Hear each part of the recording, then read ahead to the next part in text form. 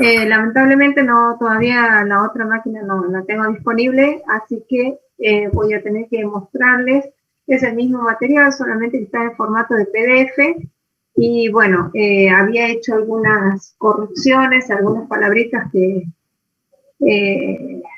tenía que corregir acá en la presentación esta. Bueno, así que eso lo sabrán ustedes entender ahora y después se los mandaré al material con esas correcciones. Entonces, les voy a explicar más o menos rápido algunas cosas y otras ustedes me dirán, por favor, les pido que me digan esta parte, póngala bien o vamos a verla más despacio porque esta es algo más complejo y si ustedes no lo entienden bien, no tiene sentido que yo me apure. ¿Estamos? Bien. Entonces, lo que les voy a mostrar aquí es las distribuciones de... A ver, no, que voy a hacer al revés.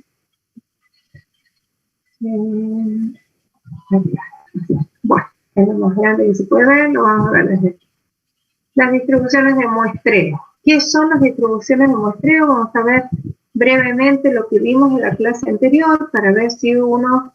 Al ver un resumen es como que uno tiene, digamos, toma distancia del tema y se entiende un poco mejor lo que habíamos visto en las distribuciones de probabilidad. En términos generales, lo que nosotros queríamos es describir el comportamiento de variables continuas, ¿sí? En la última clase, o discretas, pero en el caso de las continuas vimos que podíamos utilizar algunos modelos para describir el comportamiento de las variables. Entonces, a ver qué valores eran más probables, cómo era la distribución de probabilidad de los valores que podía tomar esa variable. Como modelos que habíamos visto estaban el exponencial, el Weibull, la distribución uniforme continua y vimos en más detalle la distribución normal.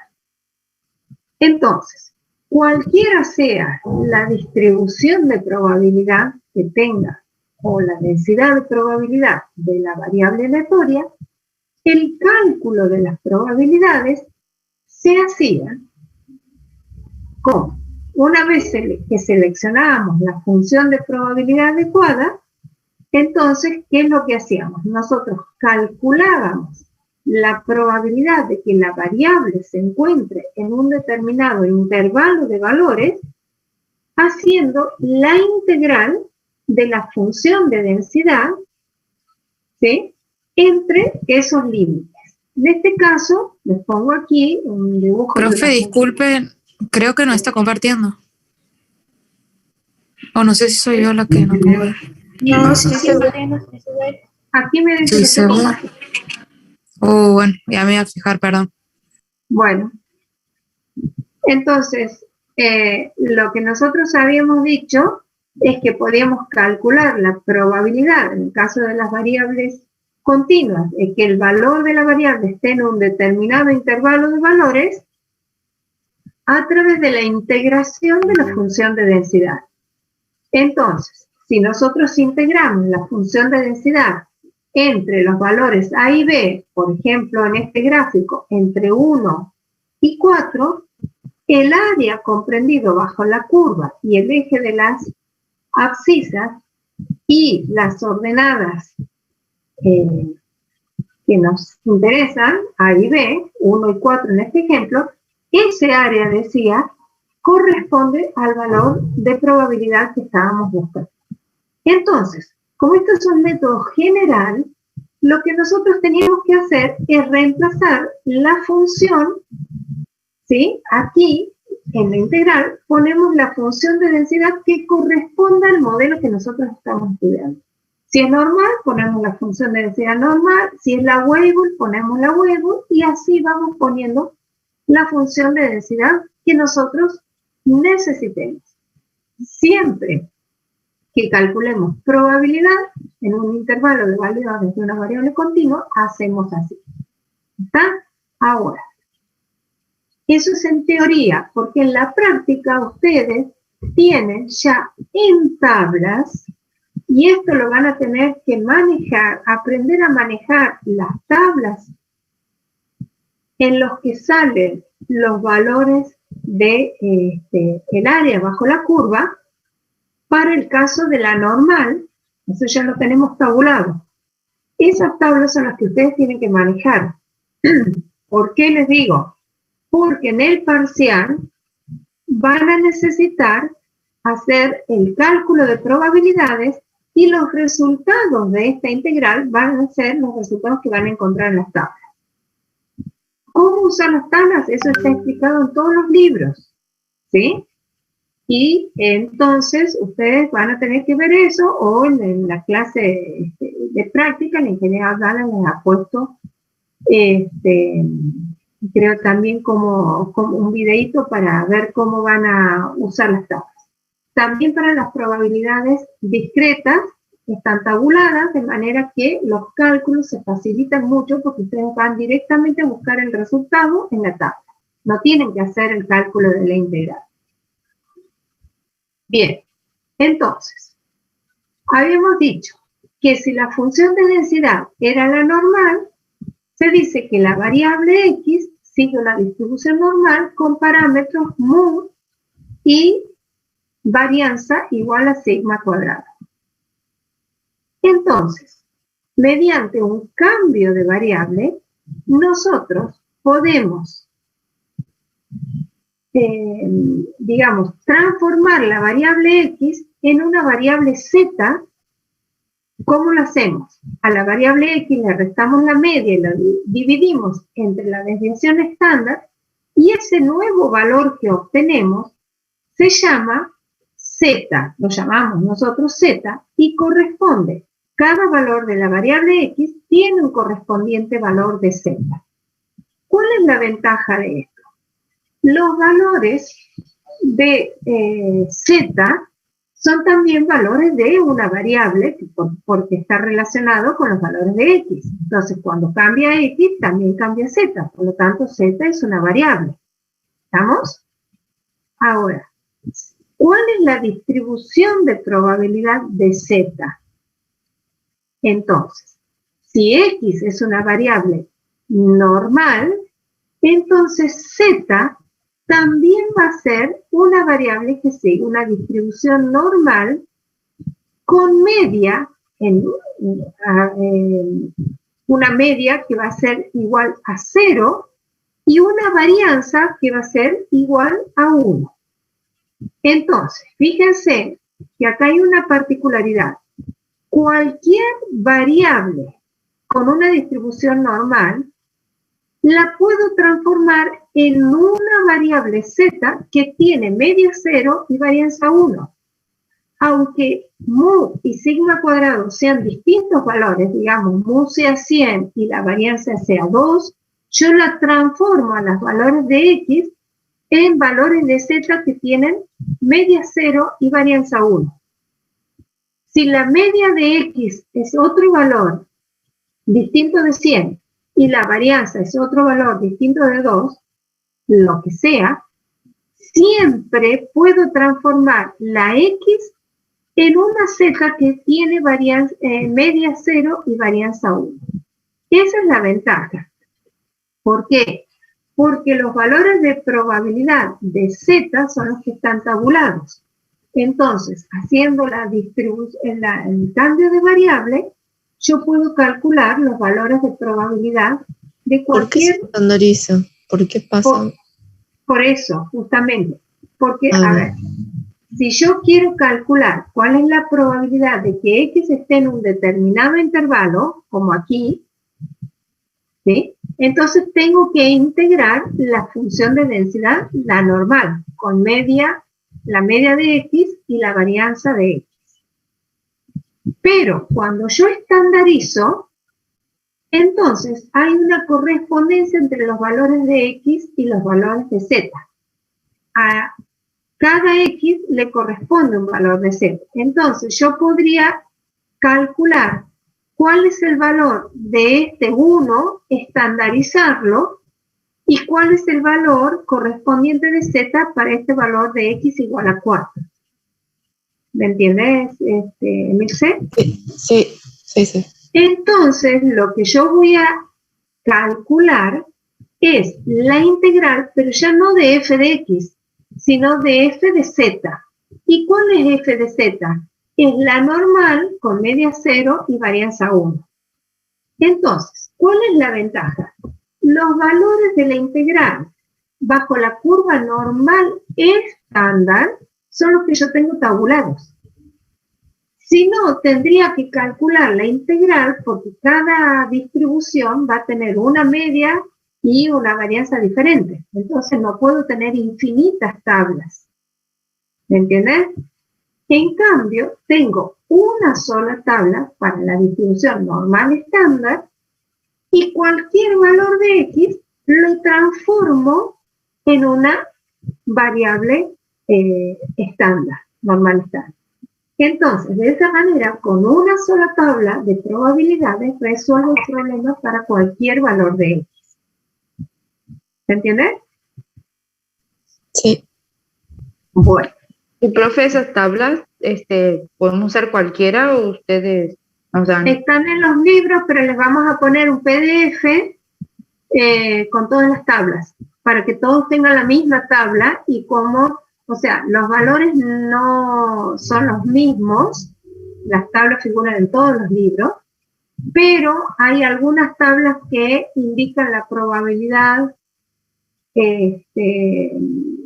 supongamos a la derecha de un valor de x, otros dan la probabilidad acumulada a la izquierda, bueno, entonces les vamos a poner una tabla para que todos tengan la misma y todos calculen igual.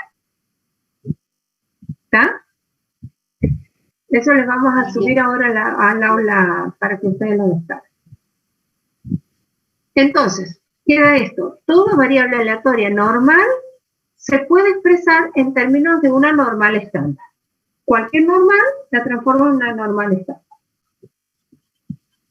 Bien.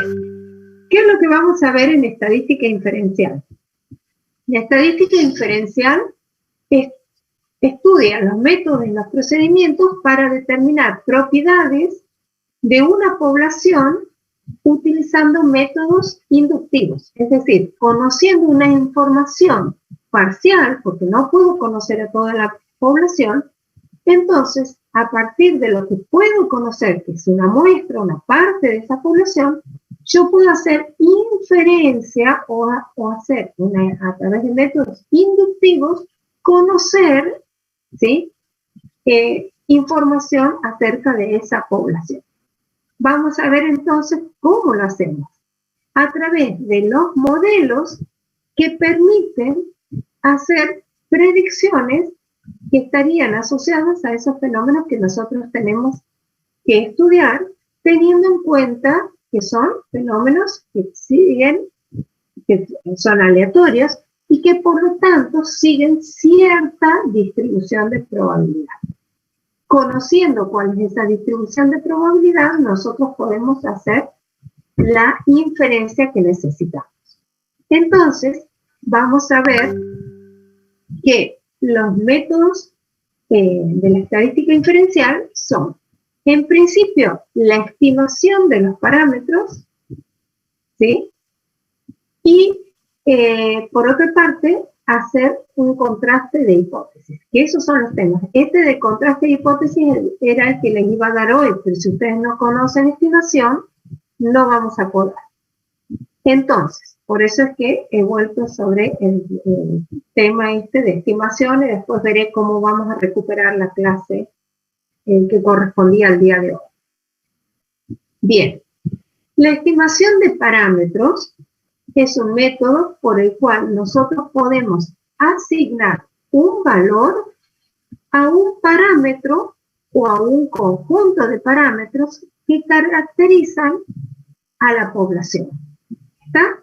Por ejemplo, si nosotros decimos que una variable sigue una distribución normal, yo quisiera saber cuáles son los parámetros de esa distribución. Los parámetros o los valores que caracterizan a esa distribución, hemos visto que son la media y la varianza. ¿Cómo hago para saber cuál es el valor de la media poblacional. Por ejemplo, cuál es el valor promedio del contenido de ácido ascórbico de naranjas de una cierta variedad.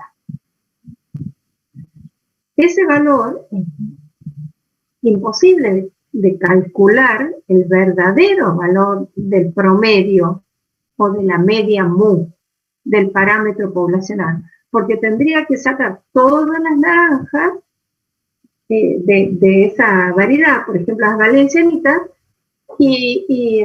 valencianas, y medir el contenido de ácido ascórbico de todas y calcular el promedio, cosa que es absolutamente imposible porque además destruiría todas las naranjas.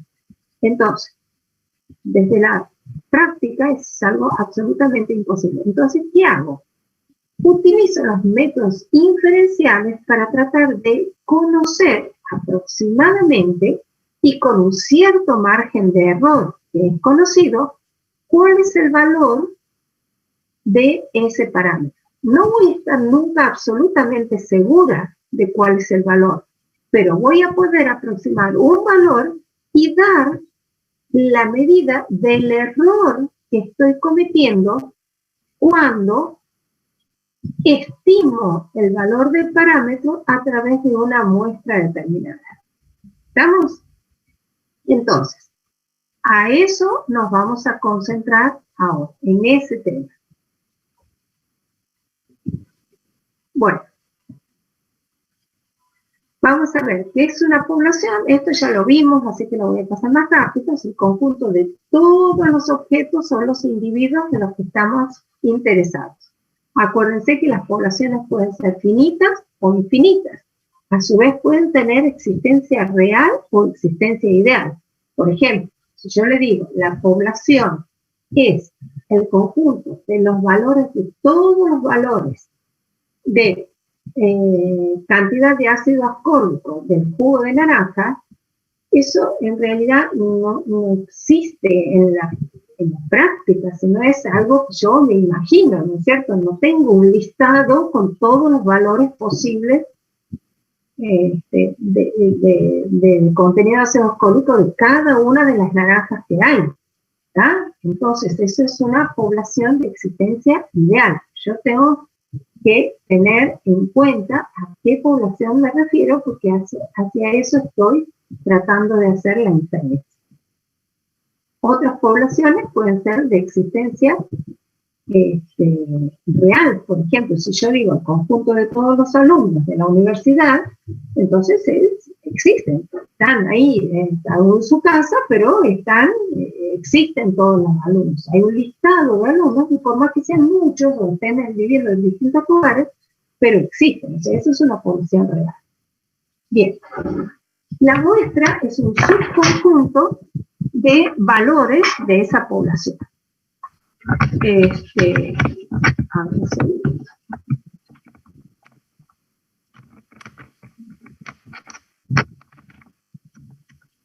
Un segundo que tengo que conectar la batería aquí.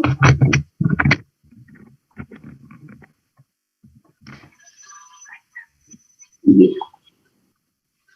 Entonces, el tamaño de la muestra, eso es un concepto muy importante que a veces lo confunden, es la cantidad de objetos o individuos que la conforman. Entonces, si yo tomo una muestra de tamaño 5, entonces quiere decir que he tomado 5 individuos o 5 naranjas para seguir con el ejemplo.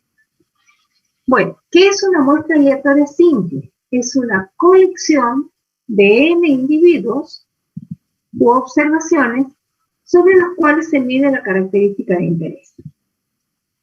¿Qué quiere decir que sea aleatorio y simple? Ya lo vimos también un poco al principio. Quiere decir que todos los individuos tenían la misma posibilidad de ser elegidos, ¿sí? Y que, y que son elegidos al azar. O sea, no elijo los 5 mejores, ni los que están más cerca, sino elijo al azar, de alguna manera, la cantidad n de individuos, ¿sí?, que necesito, y todos, cualquiera, a través de un sorteo, me aseguro de que todos tengan la misma posibilidad de ser elegidos. Entonces, bueno, aquí hay una cuestión de nomenclatura, que eso después ustedes lo van a ir viendo. Yo me voy a concentrar en los conceptos para que ustedes puedan entender más fácil este tema. Bien, entonces, aquí se dice que todos tienen, todas digamos, en una muestra es un conjunto de n variables aleatorias, tales que todas tienen la misma distribución, que podría ser una distribución normal, una distribución Bernoulli o la distribución Poisson, la distribución que sea. Cuando nosotros tomamos muestra de una variable, puede ser que esta variable sea o bien continua o bien discreta, pero por ahora nos vamos a concentrar en los métodos para variables continuas. ¿Qué es lo que nosotros queremos? Lo que nosotros queremos es estimar los parámetros de esas variables. Entonces, ¿cuáles serían? El parámetro varía según la distribución de probabilidad. En la distribución de probabilidad Bernoulli habíamos visto que los parámetros eran n, el número de ensayos, y p, la probabilidad de tener un éxito en cada ensayo. Entonces, esos serían los parámetros que yo tendría que estimar. En el caso de la distribución de Poisson, el parámetro era lambda, ¿sí?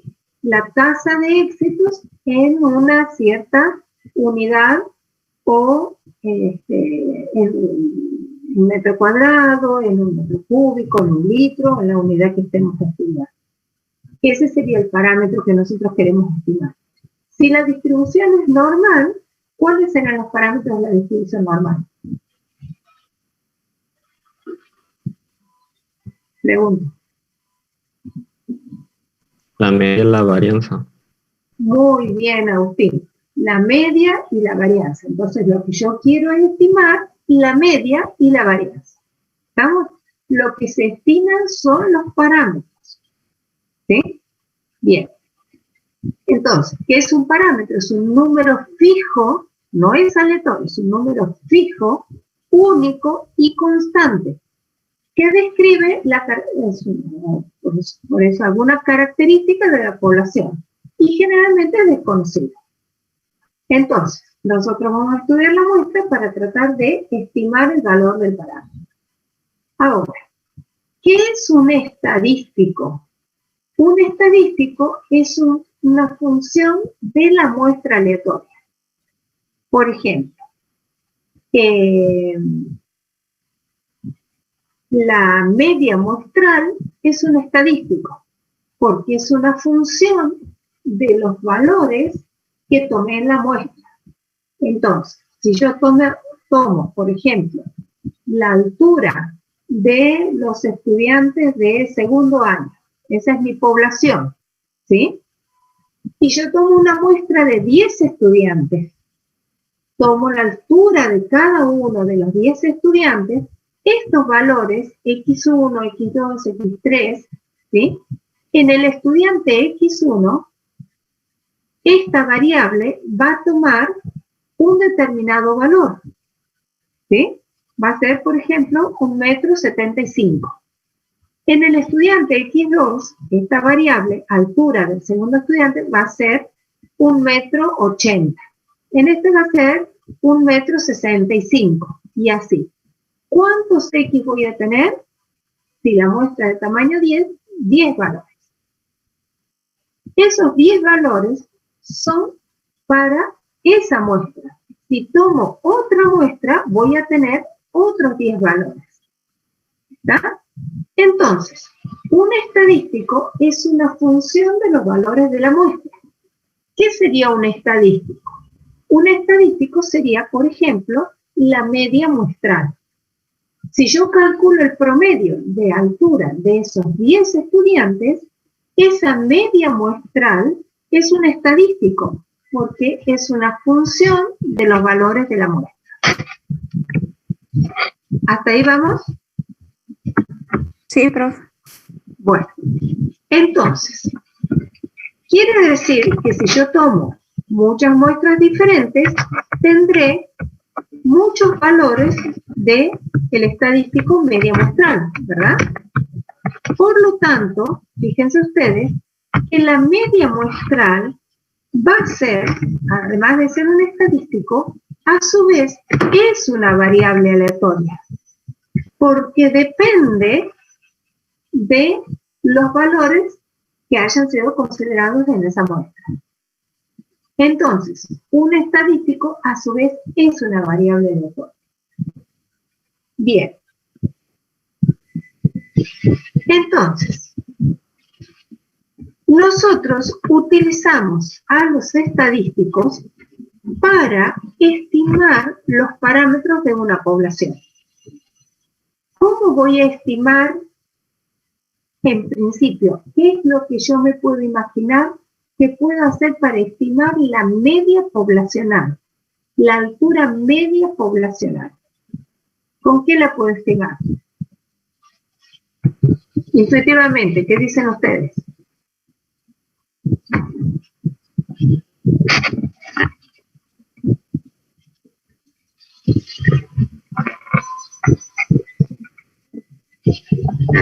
¿Hay alguien en la clase o se fueron ya?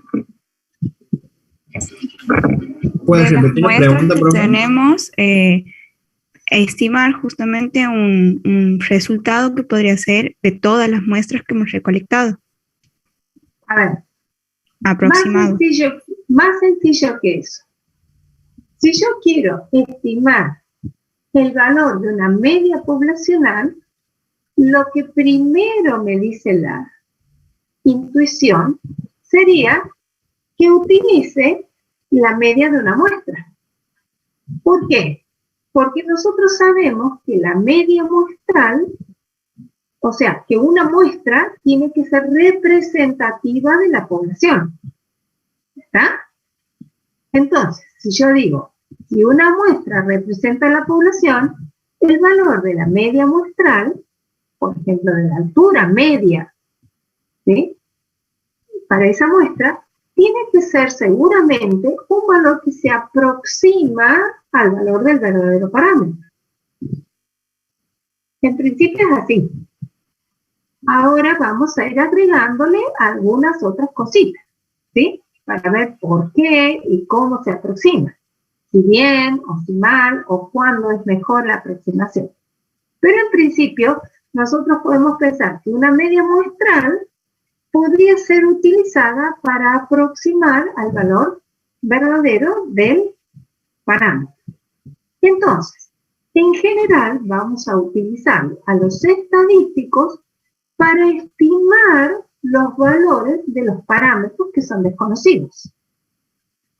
¿Está? Entonces, la cuestión es que para cada parámetro puede haber varios estimadores.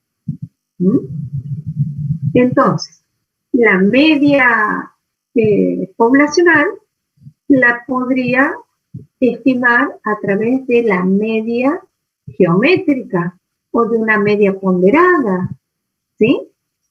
O de una media recortada, que son valores estimadores que no todos los hemos estudiado, pero tenemos que saber que existen.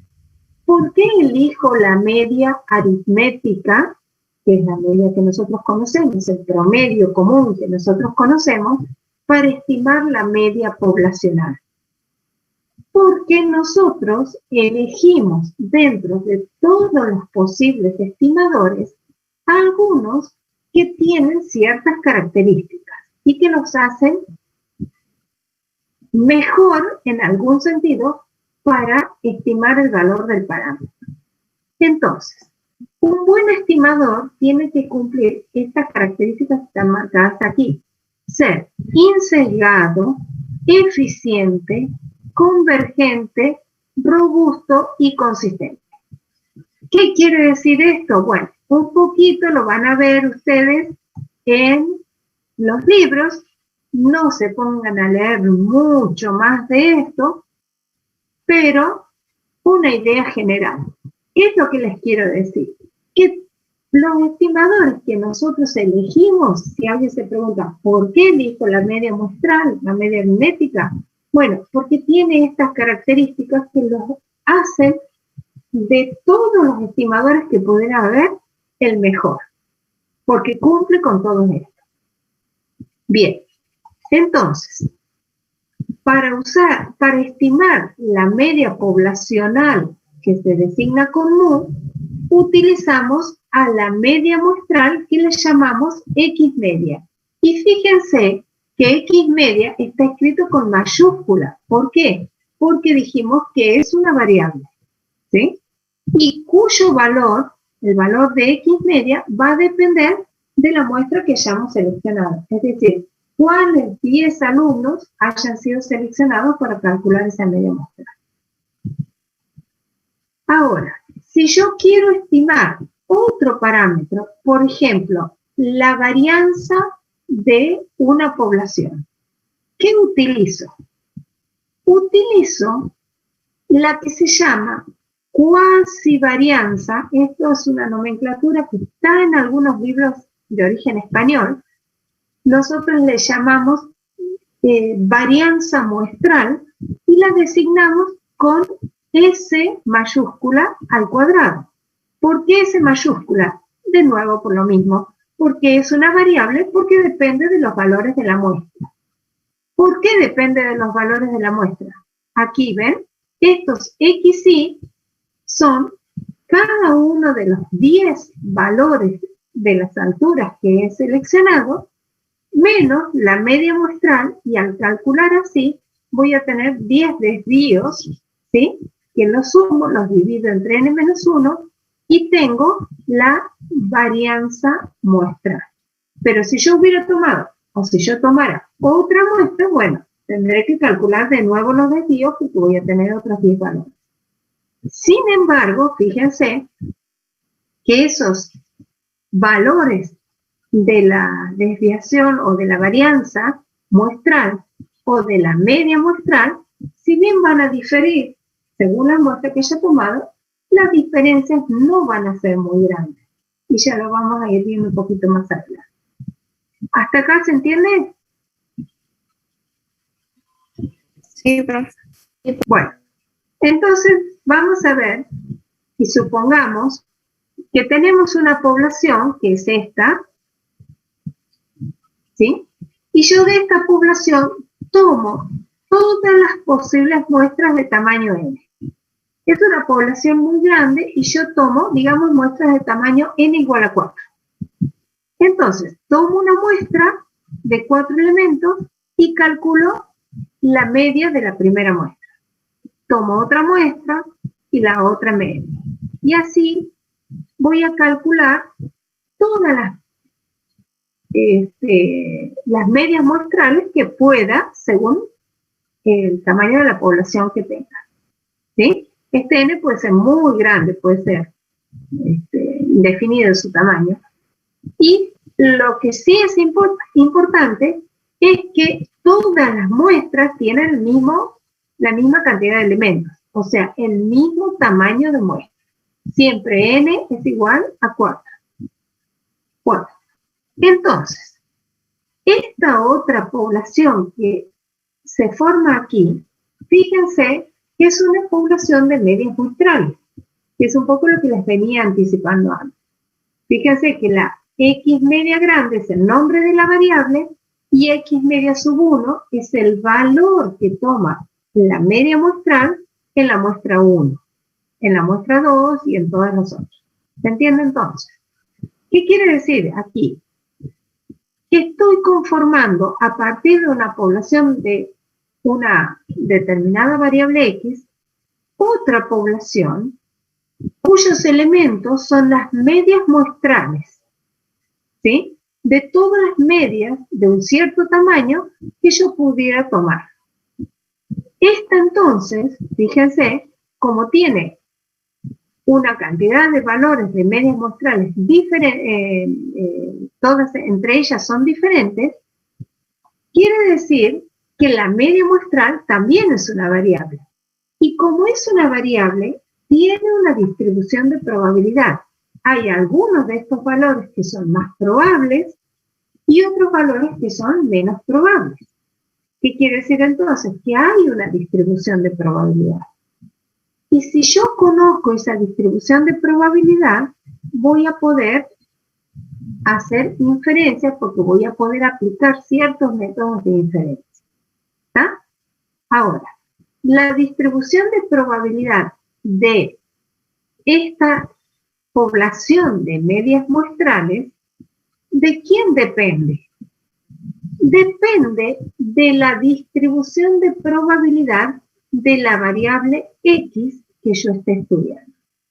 Entonces, estas dos poblaciones están relacionadas, ¿sí? Y la distribución de esta, de la segunda, depende de la distribución que haya tenido la primera. Vamos a ver si hablamos un poquito de esto. La distribución de probabilidad de las medias muestrales, de estas medias muestrales, ¿sí? Se llama distribución de muestreo, ¿sí? La distribución de los valores de cualquier estadístico muestral se llama distribución de muestreo. Puede ser distribución de muestreo de la media, puede ser la distribución de muestreo de las varianzas, ¿sí? Entonces, según sea el estadístico que esté calculando, va a tener una determinada distribución muestral que va a depender de la distribución de la variable original. Bueno, para la distribución de muestreo de la media, que es la primera que nosotros vamos a estudiar, ¿qué distribución de probabilidades tienen las medias muestrales? Entonces, veamos. Si la variable original tiene una, llamámosle X, ¿sí?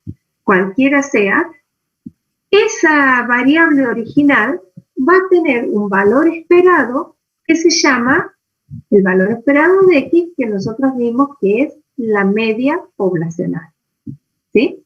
El valor esperado entonces de la variable original es mu. Nosotros queremos saber, y aquí se puede demostrar fácilmente, eso no lo voy a explicar ahora, eso lo ven ustedes después, que el valor esperado de la media muestral como variable, de la variable media muestral, el valor esperado de la media muestral es justamente el mismo valor mu. Entonces, el valor esperado de la media muestral es igual al valor esperado de la variable original que me interesaba. En los gráficos de estos, quiere decir que la media de esta población va a ser igual a la media de esta población de medias muestrales. ¿Estamos? Y la demostración la tienen aquí para acá, que es bastante sencilla si quieren la ver. Ahora, ahí tenemos entonces la media. ¿Cuál será la varianza de la distribución de las medias muestrales? Se demuestra con estos poquitos pasos que la varianza de las medias muestrales, la varianza de las medias muestrales, es igual a la varianza de la población original dividida entre n, que es el tamaño de la muestra. Entonces, la varianza de las medias muestrales va a ser más pequeña que la varianza de la población original. ¿Con cuánto más pequeña? Y bueno, aquí sería la cuarta parte porque nosotros tomamos n igual a 4. ¿Estamos? Entonces, cuanto mayor sea el tamaño de la muestra que nosotros tomamos, más pequeña va a ser la varianza de ¿quién? De las medias muestrales. ¿Está? De la distribución de las medias muestrales. Esa es una propiedad. Entonces nosotros ya sabemos que los parámetros de la distribución de las medias muestrales están relacionados con los parámetros de la población de la cual estoy tomando las muestras. Las medias son iguales y la varianza de las medias es igual a la varianza de la población original dividida entre n. ¿Se entiende eso?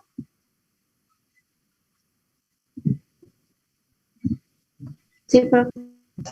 Sí, profe. Bueno, si quiero calcular el desvío estándar, no tengo más que hacer que sacar la raíz cuadrada de la varianza. ¿Sí? Entonces, el desvío estándar de la distribución de las medias muestrales va a ser igual a sigma dividido entre la raíz de n, siendo sigma el desvío estándar de la x. Bueno, entonces ya sabemos ahora cuál es la media y cuál es la varianza de una distribución de medias muestrales. Ahora, nosotros tenemos que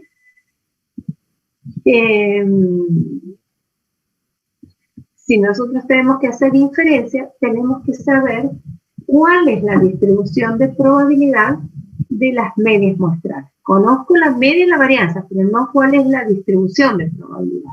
Eso es lo que vamos a ver ahora. ¿Está? Bueno.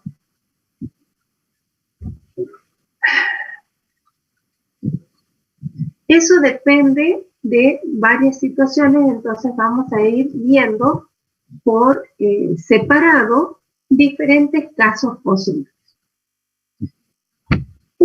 El primer caso es que nosotros tomamos una muestra aleatoria simple, esto es lo que quiere decir, muestra aleatoria simple de una población cuya distribución es normal con media mu y varianza sigma cuadrada.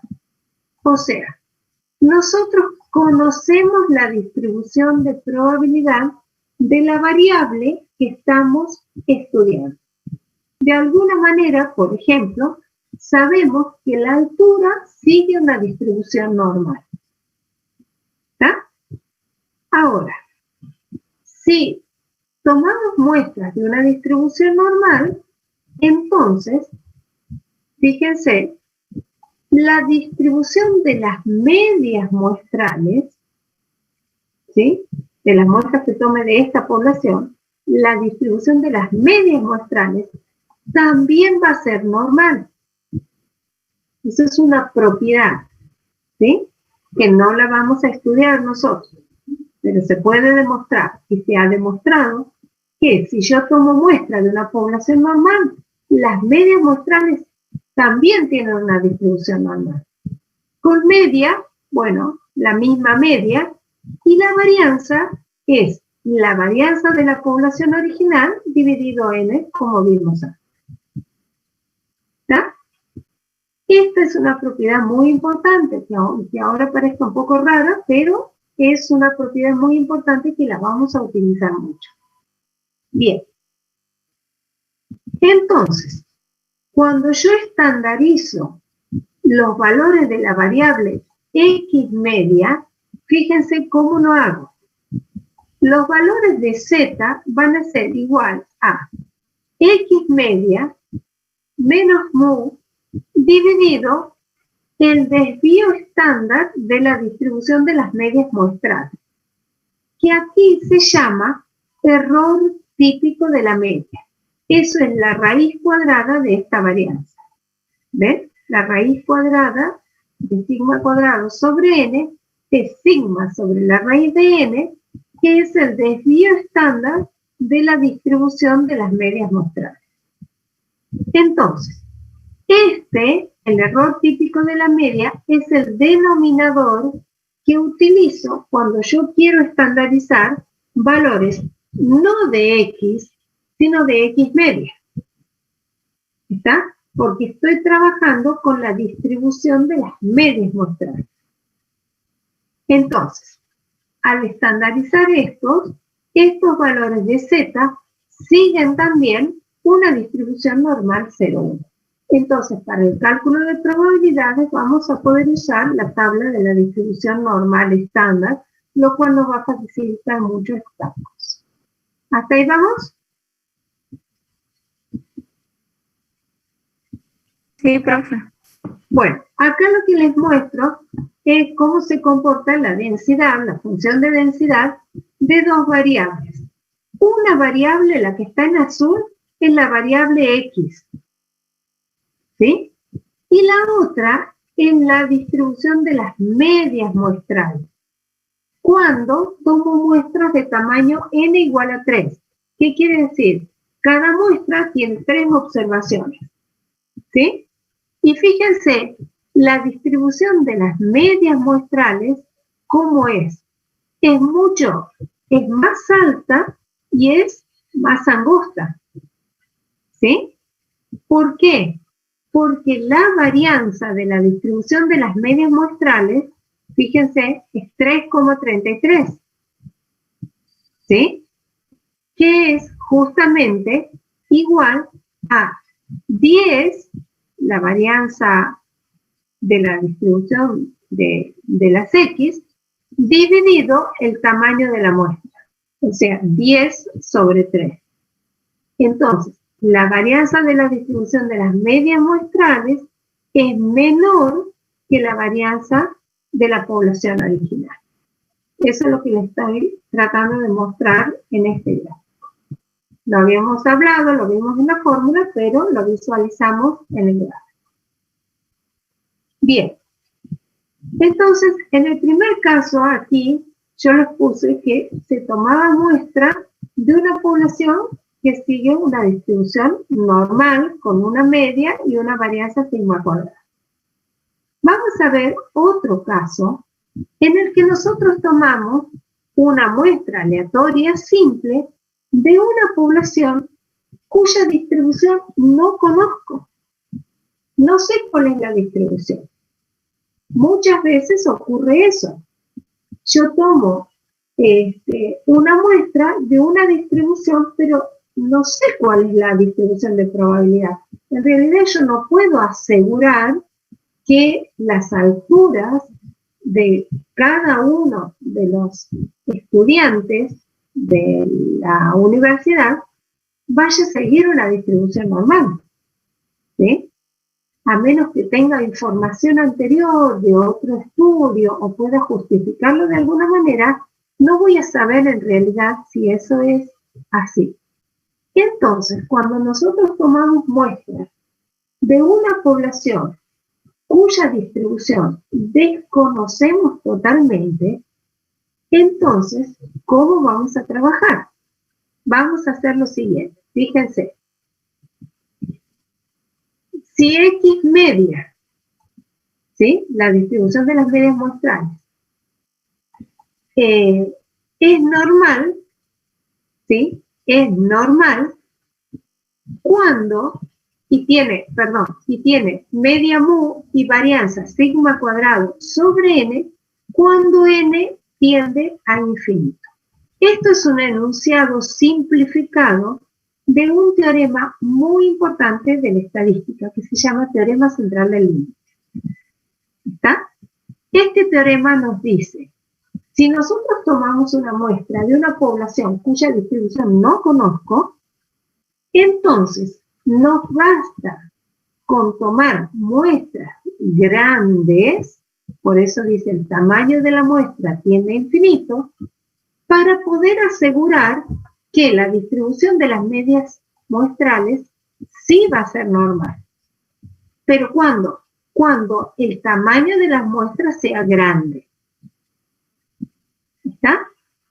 Y en ese caso, si esto ocurre así, cuando usted estandarice X media menos la media de la distribución de las medias dividido su desvío estándar, eso también va a seguir una distribución normal estándar. Pero, ojo, que el tamaño de la muestra tiene que ser muy grande. ¿Qué quiere decir que el tamaño de la muestra tiene que ser muy grande?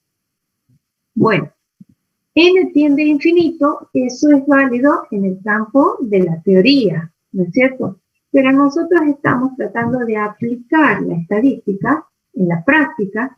Entonces, n tiende a infinito para nosotros quiere decir que por lo menos el tamaño de la muestra tiene más de 30 individuos o objetos. ¿Cuántos más? Eso va a depender de cuánto se aleje de la normal la distribución de la población que estamos muestreando. Si es una población que es muy asimétrica, entonces tendremos que tomar muestras más grandes para tener la convergencia de la normal. ¿Está? Por ejemplo, si yo estoy tomando muestras de una variable que es discreta, por ejemplo, el número de huevos en cada nido de una especie de aves que estamos estudiando. El número de huevos es una variable de qué tipo. ¿Discreta? Por supuesto, es discreta porque es un conteo, ¿no es cierto? No puedo tener 2 huevos, 35, sino tener 1, 2 o 3 huevos o 4, no sé cuántos, pero va a ser una variable discreta. Entonces, si yo quiero hacer la estimación del promedio del número de huevos, ¿sí?, de una ave en especial, lo que tengo que hacer para trabajar con estos métodos de estimación es tomar muestras grandes. ¿Por qué? Porque la variable que estoy tomando, la variable de interés, es una variable que no es normal. Al ser una variable discreta, yo sé que no es normal. ¿Está? Va a tener una distribución distinta de la normal.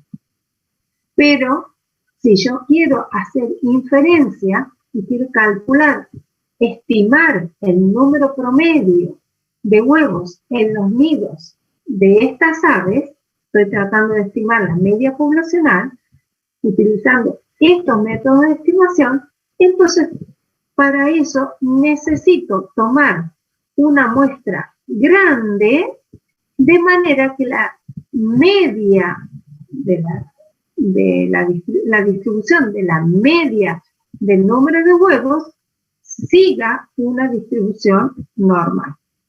¿Está? Entonces, en lugar de muestrear, qué sé yo, 5 o 10 nidos, vamos a tener que tomar muestras de tamaño, digamos, 60. ¿Sí? Y con esos valores vamos a poder trabajar y hacer todas las estimaciones basándonos en la distribución de las medias muestrales, ¿sí?, que sí va a ser normal porque estoy tomando un tamaño de muestra suficientemente grande. ¿Se entiende eso? Sí, profe. Mariana.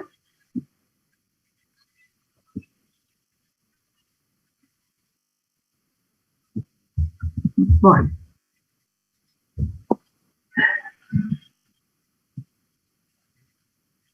Aquí les estoy mostrando, bueno, cómo varía la distribución de las medias muestrales a medida que vamos aumentando el tamaño de la muestra. Este gráfico sale en todos los libros, así que lo verán ustedes en los libros. Me interesa mostrarles otro caso más,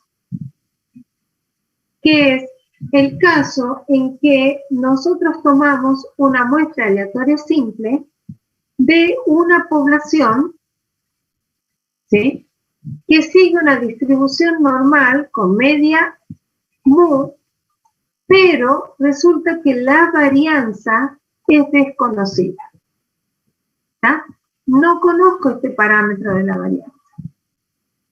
Entonces, ¿cuál es el problema? Aquí, cuando yo quiero estandarizar, fíjense, aquí tengo que conocer el valor de la varianza de la población. Suponemos que ahora no conozco este valor de la varianza. Entonces, ¿qué es lo que tengo que hacer? Si yo no conozco la varianza y estoy tomando muestra de una población que tiene una distribución normal, sé que es normal, entonces, ¿qué es lo que voy a hacer? Voy a utilizar, en lugar del valor de la varianza poblacional, voy a utilizar el valor de la varianza de la muestra. ¿Por qué? Porque cuando yo estoy utilizando esta situación, si la muestra es grande, entonces el valor de la varianza tomado de una muestra grande va a ser muy cercano, muy parecido al valor de la varianza de la población. Entonces, el valor de Z, así calculado, va a seguir también una distribución normal 0. ¿Se entiende? Entonces, si yo estoy tomando muestras grandes, aunque no conozca la varianza, puedo estandarizar los valores de Z para calcular probabilidades utilizando la varianza de la muestra.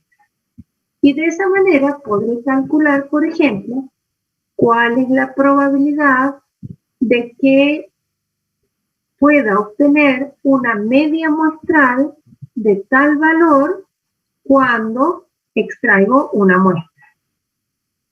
¿Se entiende? Entonces, supongamos que estamos haciendo un control de calidad en una fábrica, ¿sí?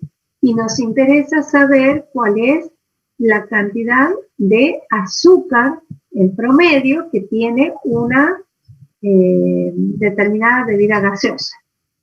Entonces yo tomaré una muestra, ¿sí?, de tamaño grande, digamos 50 botellas, y calculo la media muestral y calculo la media, y calculo la varianza muestral.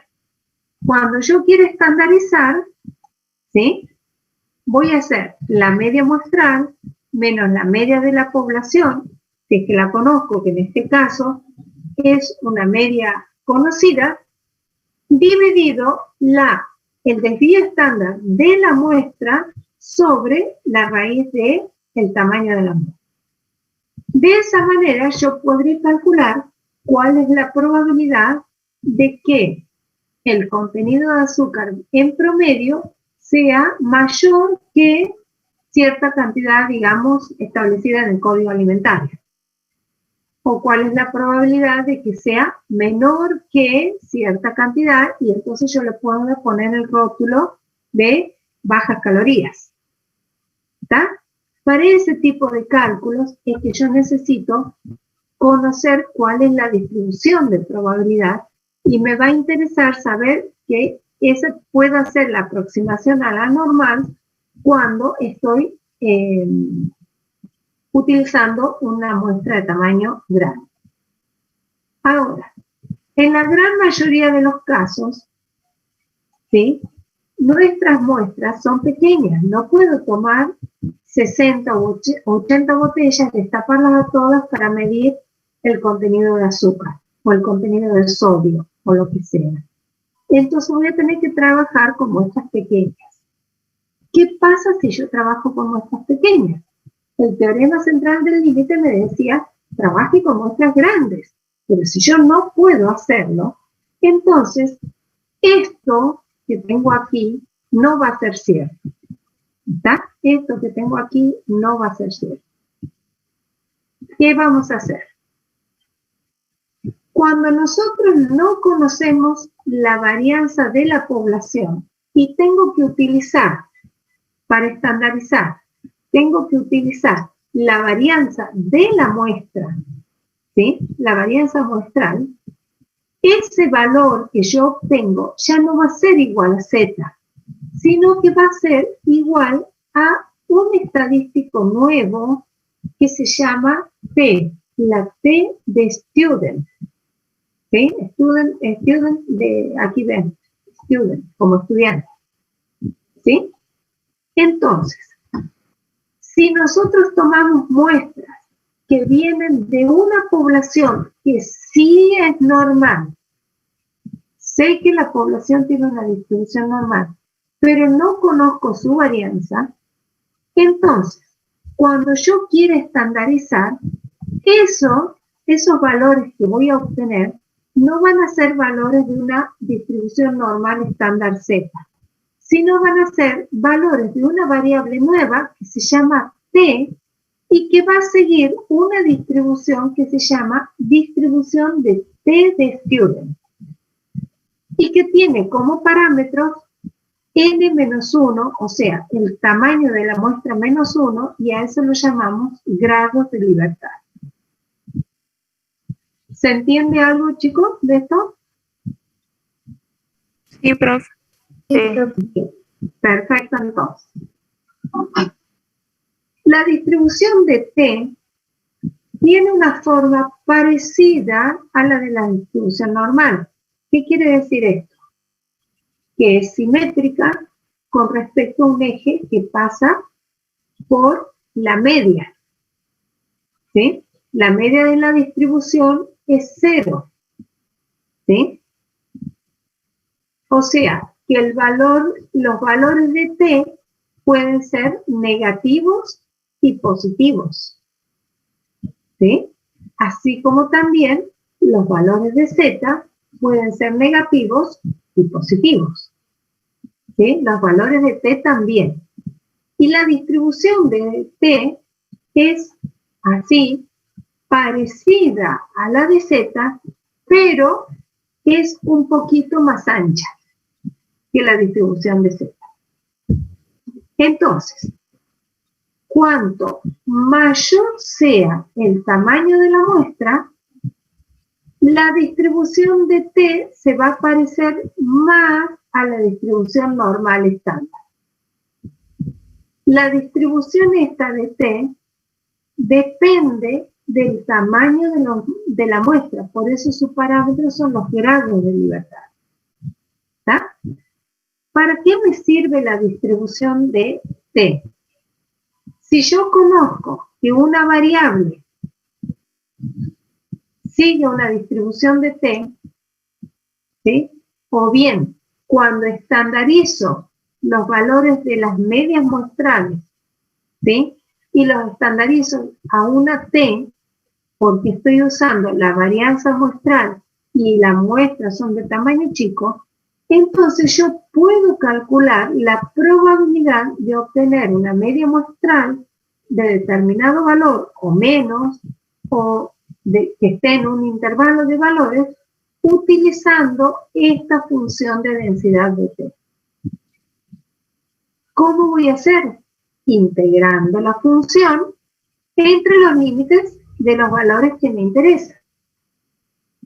Pero como en estadística aquí nosotros estamos tratando de utilizar los resultados que otros obtuvieron, no porque seamos cómodos, sino porque es una cuestión práctica. Entonces no nos vamos a poner a calcular esas integrales. Esas integrales están calculadas y están tabuladas. ¿Ah? Entonces nosotros vamos a utilizar la tabla de la distribución de T para encontrar el área bajo la curva de una determinada distribución. ¿Y por qué digo una determinada distribución? Porque la distribución de T va a depender del tamaño de la muestra que yo esté tomando. Entonces, voy a utilizar la tabla de T como para un determinado tamaño de la muestra, me voy a fijar cuál es la probabilidad de que el valor de T sea mayor o menor o esté comprendido en un determinado intervalo de valores. ¿Está? Esos son los valores que están ya tabulados. Entonces es más fácil el cálculo de las probabilidades. ¿Estamos? Sí, profe. Bueno, me queda una pequeña aclaración más de la distribución. Hasta ahora vimos de la distribución de las medias muestrales, ¿sí? Pero también teníamos otro estadístico que era la varianza muestral. Entonces, vamos a ver un estadístico que está relacionado con la distribución de las varianzas muestrales. Vamos a tomar una muestra aleatoria simple, ahora, una muestra aleatoria simple, de una población que tiene distribución normal, o sea, yo conozco la distribución de la población original, sé que es normal, y esa población tiene una varianza que es mu, y una media que es mu, y una varianza que es sigma cuadrado. ¿Está? Eso ya definimos cuál es la varianza muestral, que era la suma de los cuadrados de los desvíos dividido n menos 1, el tamaño de la muestra menos 1. Entonces, habíamos dicho que el valor esperado de la varianza muestral es justamente la varianza poblacional. Por eso utilizo a la varianza muestral para estimar la varianza de la población. ¿Está? Esa es una propiedad de la varianza muestral. Y además, ¿sí?, además de que este es el valor esperado, se puede demostrar, y esto no lo vamos a ver nosotros, pero vamos a usar este resultado, que si divido en los grados de libertad, o sea, ¿qué son grados de libertad? El número de observaciones menos 1. ¿Sí? Los grados de libertad de la muestra. Y la varianza de la población. Y a ese cociente lo multiplico por la varianza muestral. Este valor que obtengo así sigue una distribución que se llama de chi cuadrado. Esta letra, fíjense, que parece una X, no es una X, es una letra griega, ¿sí? Y se denomina o se llama chi o ji al cuadrado, ¿sí? Entonces, el estadístico n-1 sobre la varianza de la población multiplicada por la varianza muestral sigue una distribución que se llama chi cuadrado y tiene como parámetro los grados de libertad, que aquí se suelen llamar nu. Esta es una letra griega que se llama nu. Los grados de libertad que vienen a ser n-1. ¿Sí? Entonces ahora fíjense que conocimos en esta clase de hoy dos nuevas distribuciones de probabilidad. La distribución de t y ahora nos encontramos con la distribución de chi cuadrado. La distribución de chi cuadrado está relacionada con las varianzas. Fíjense que aquí hay un cociente entre la varianza muestral y la varianza de la población multiplicada por los grados de libertad. ¿Ah? Ese cociente de varianzas multiplicado por los grados de libertad sigue la distribución de chi cuadrado.